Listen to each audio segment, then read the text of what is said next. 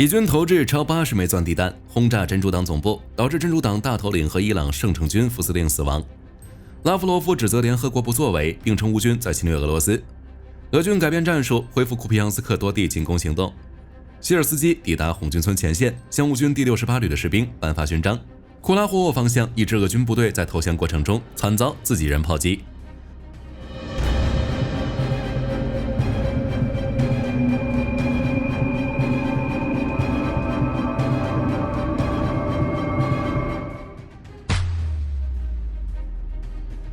9月28日，以色列国防军确认，真主党大头领哈桑·纳斯鲁拉在黎巴嫩贝鲁特的空袭中丧生。至此，真主党所有的18位高阶头目全部被清除，指挥中枢陷入瘫痪。而正在美国开会的以色列总理内塔尼亚胡目前已经启程提前返回以色列。伊朗最高领袖哈梅内伊也召集紧急会议商讨对策。有消息爆料称，以色列总理的美国之行是为了麻痹真主党和伊朗，让他们认为这是一个战争空窗期。于是就有了纳斯鲁拉带着他的堂弟和女婿这2个长期以来的真主党继承人，在真主党总部和伊朗代表召开紧急会议，以商讨和填补被以军消灭7788的真主党中高层岗位人选。以色列也是算准了这一点，才给了他们一个开会的机会。收到情报的以军立即向正在美国参加联合国大会的内塔尼亚胡发出请求，授权其攻击真主党总部，将所有参会人员全部消灭掉。内塔尼亚胡在收到消息后紧急予以批准。随后，以色列就对位于黎巴嫩贝鲁特达西耶郊区的真主党中央总部实施定点打击，且采取一种非常规的轰炸，力度空前。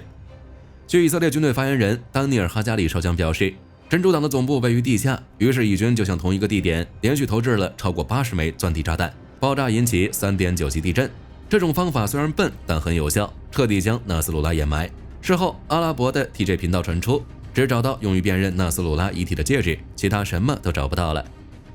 伊朗革命卫队也已经删除了早前称纳斯鲁拉还活着的帖子。此外，以军还要求真主党总部附近居民尽快撤离，并派出大量无人机监控真主党总部和贝努特地区，严防纳斯鲁拉诈尸。综合此前内塔尼亚胡说过的那段话，在过去几天里，我们对真主党发动了一系列其无法想象的打击。如果对方还不明白这其中的信息，那他们终会明白的。现在中东包括胡塞、哈马斯、真主党等所有的反以武装都已经明明白白了，他们或许只有投降和被消灭2条路可走。比较有趣的是，以色列表示美国事先知情并同意了消灭纳斯鲁拉，这下的美国紧急否认，并称以色列国防部长告诉奥斯汀的时候，以军就已经把导弹发射出去了。此外，据耶路撒冷邮报报道，在以色列对真主党总部的空袭中，还清除了伊朗卫队的圣城军副司令阿巴斯·尼勒弗鲁尚。报道称，在阿巴斯·尼勒弗鲁尚抵达并参加真主党的最高层会议后不久，以军导弹就来了。目前伊朗尚未回应此事，该消息有待证实，但以色列的这轮袭击确认让伊朗方和俄罗斯方面陷入震惊。如伊朗方面，据路透社的报道，在纳斯鲁拉身亡后，伊朗最高领袖哈梅内伊已经被紧急转移至所谓的安全地点，并升级了最高的防卫等级。俄罗斯外交部则于9月28日强烈谴责了以色列空袭导致纳斯鲁拉死亡的行为，并主张立即停止敌对行动。以色列方面目前暂未搭理俄罗斯，而是对真主党和伊朗发出了最后的警告。内塔尼亚胡称，无论是谁，只要对以色列发起攻击，以军都将快速做出反应，进行猛烈报复。他甚至表示，伊朗全境乃至整个中东都在以色列的打击范围内。与此同时，仅在空袭真主党总部数小时后，以军还再次对贝鲁特南部的真主党残存据点实施了大范围轰炸。黎巴嫩多处的真主党基地和导弹仓库发生爆炸被摧毁。此外，以军在靠近黎巴嫩北部边境的部队已经准备就绪，随时能进行下一步的行动。9月28日，据俄防部和其他消息来源综合报道称，乌俄双方的战斗主要集中在格鲁什科沃斯基区。乌军在克列涅沃东南部的留比莫夫卡、维斯洛耶、格鲁什科沃推等地方发起了数次进攻。俄军方面，其正规军在苏贾东南的普列霍沃村附近推进，车臣的阿赫马特特种部队则在苏贾东北的夏帕罗瓦亚附近推进了近1公里。总体来说，俄军在库尔斯克的反攻基本已宣告失败。不过，俄罗斯却试图在其他场合来扭转局势，击退乌克兰。如据路透社报道，俄外交部长拉夫罗夫发表言论，指责联合国在乌俄战争中不作为，抱怨其对乌克兰进攻库尔斯克的行为无动于衷。同时，他还高调指责乌军在侵略俄罗斯。对此，路透社援引美国官员的话表示，拉夫罗夫的言论是荒谬的，颠倒黑白，混淆了是非因果。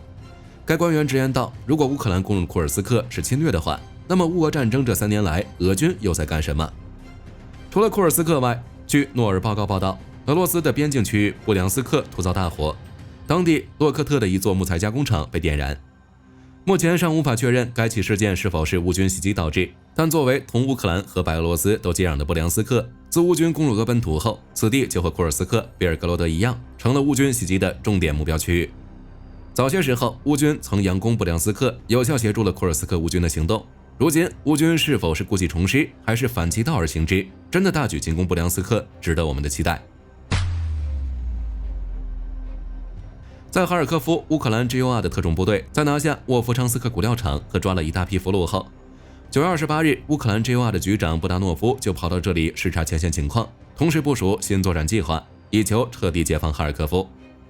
在库皮扬斯克方向，乌军第77旅在打退俄军50辆装甲车的进攻后，9月28日，据在斯瓦托夫方向作战的乌军指挥官表示，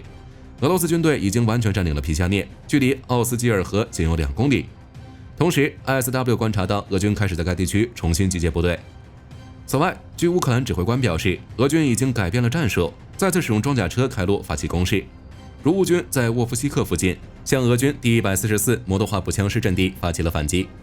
同时，在莱曼方向行动的乌军称，俄军已经集结了足够数量的装甲车和人员，随时准备恢复对该地区的进攻行动。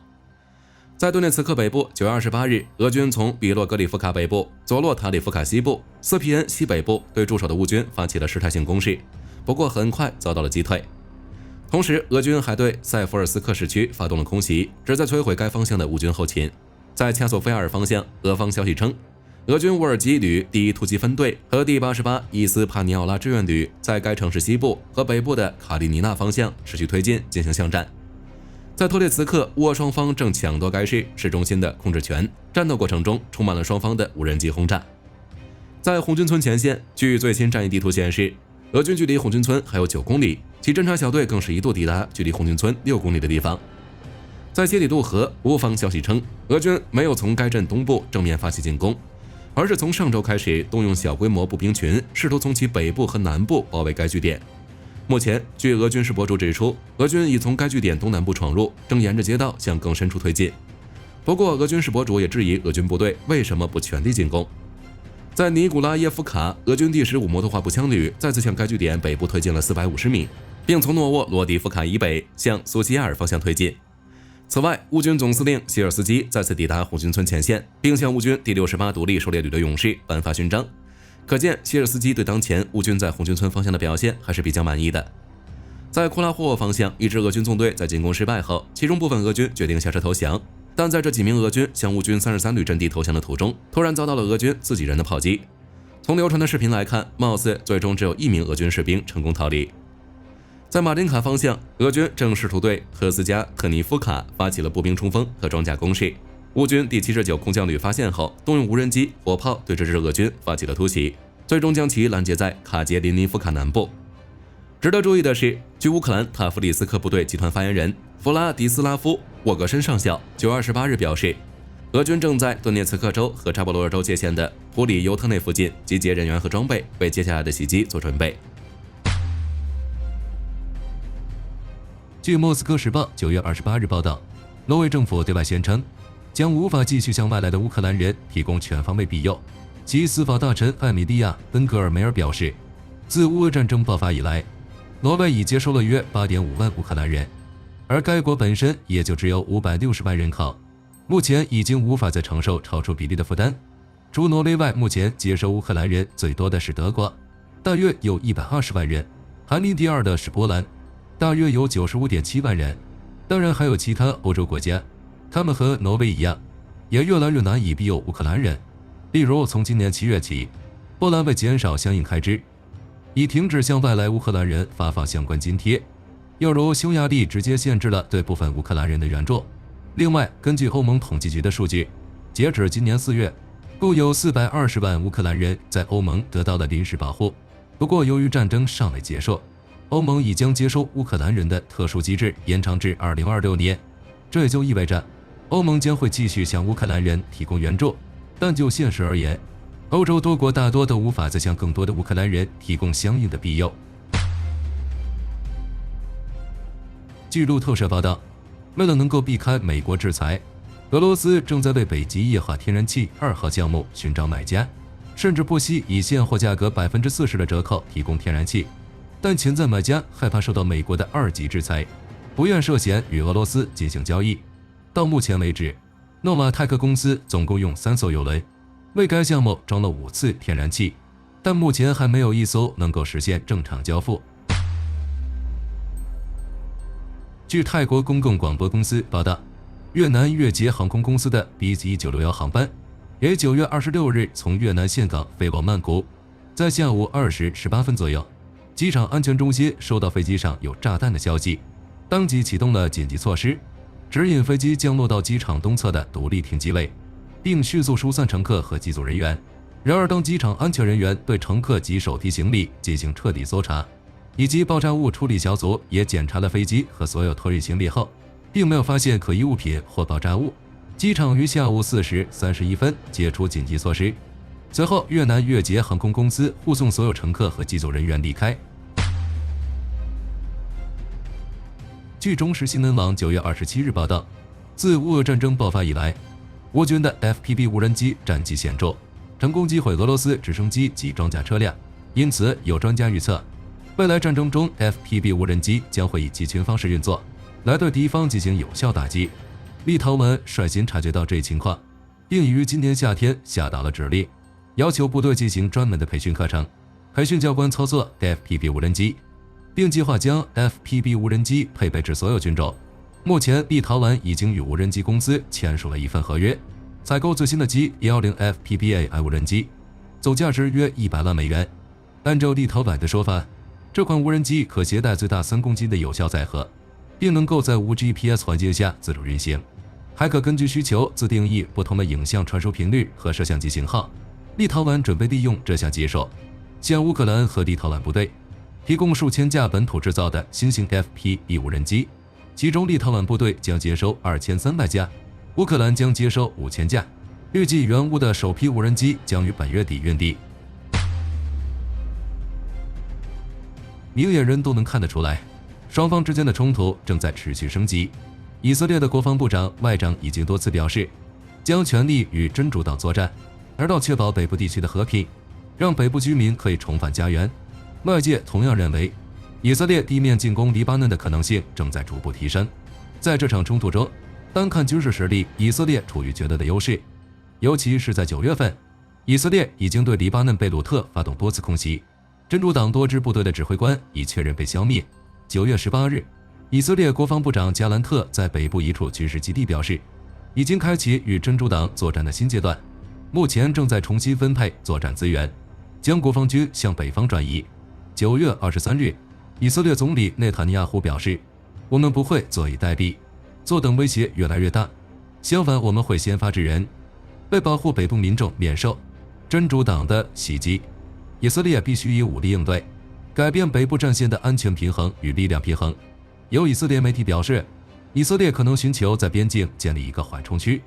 从而遏制黎巴嫩真主党的活动。9月25日，以色列总参谋长哈莱维下达命令，要求国防军一支主力装甲旅为可能的地面进攻做准备。在过去1周的时间内，以色列对黎巴嫩的空袭行动就被称为北方之剑。事实上，从今年8月份以色列宣布在加沙地带的作战基本结束时，外界就在猜测以色列会在什么时候对黎巴嫩发动地面攻势。事实上，外界普遍认为，真主党是伊朗在中东地区的重要代理人。在过去的几十年中，真主党多次发动对以色列的袭击，导致以色列曾多次计划发动地面攻势，但最终都是被迫撤军。有专家表示，以色列担心进攻黎巴嫩会引发连锁反应，尤其是伊朗、叙利亚、伊拉克以及胡塞武装方面的反应。当然，也有人认为，以色列想以强势的地面进攻回应真主党不断的火箭弹袭击，是为了形成强大威慑，并不一定愿意与其全面开战。但可以肯定的是，以色列已经做好了长期消耗的准备。与此同时，美国国防部发言人表示，由于黎以之间的冲突愈演愈烈，美军决定向中东地区增派部队。至于增派哪些部队，人员规模如何，美国国防部并没有透露。但值得注意的是，至少已经有一支航母打击群前往中东了。据韩联社9月27日报道称，韩国主力武器之一的 K9 自行榴弹炮，它的发动机已实现国产化。韩国防卫事业厅还于9月27日，在发动机制造商 ASTX Engine 成员工厂举办了 K9 自行榴弹炮第一台国产发动机出厂仪式。报道称 ，K9 自行榴弹炮发动机国产化项目于2022年4月启动，耗资321亿韩元，以实现500台发动机的国产化和量产，性价比要远高于采用外国技术和零部件制造的现有发动机。9月27日，白俄总统卢卡申科在明斯克国立信息与无线电电子大学与学生交谈时，解释了会在哪些情况下使用核武器来保卫白俄罗斯和俄罗斯。据白俄罗斯国家通讯社援引卢卡申科的话报道称，白俄罗斯的红线是其国界，一旦北约袭击白俄罗斯，就会使用核武反击。同时，他还表示，对白俄罗斯的袭击将引发第3次世界大战。9月27日，特朗普与泽连斯基时隔5年在纽约特朗普大厦会面，双方进行1个小时的会晤。结束后，共同会见媒体。当被问及怎样才能公平地结束战争时，特朗普回答说：“现在这么说还为时过早。”他还表示，如果他当选，他准备与民主党合作解决乌克兰冲突，将努力与双方合作，平息局势，解决问题。不过话到一半，泽连斯基就打断了特朗普的讲话，称这场战争本不该爆发，乌克兰必须获胜，这让特朗普略显尴尬。双方表述各不相同，特朗普只想结束俄乌战争，